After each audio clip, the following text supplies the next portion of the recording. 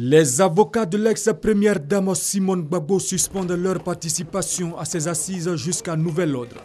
Ils estiment que les droits de la défense ne sont pas respectés. Nous demandons un délai de 2 mois pour respecter les dispositions du code.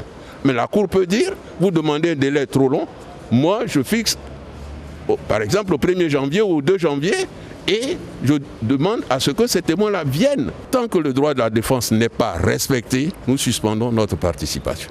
Des arguments rejetés par la Cour. Selon le procureur, il n'a jamais été question de l'élaboration d'un calendrier de comparution des témoins. La Cour, constatant que l'accusé est incapable de faire comparaître ses propres témoins, a pris une décision pour passer outre l'audition de ces témoins.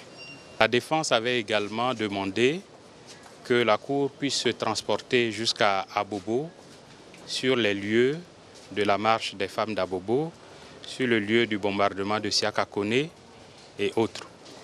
La Cour a estimé que les témoins qui se sont succédés à la barre ont été très clairs et qu'un transport sur les lieux ne va rien apporter de nouveau. A donc rejeté cette seconde demande.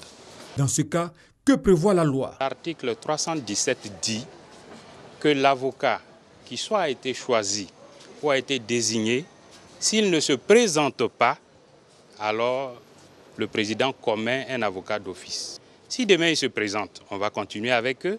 S'ils ne se présentent pas, on va constater qu'ils ne se sont pas présentés. Et comme la loi l'a prévu, les autres vont continuer à leur place. Pour la partie civile, les audiences se déroulent selon les procédures. Le procès est fini pour nous. Toutes les parties ont pris position, chacun a dit ce qu'il voulait.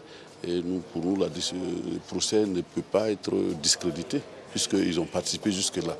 L'affaire a donc été renvoyée au mercredi 30 novembre pour la suite de l'audience.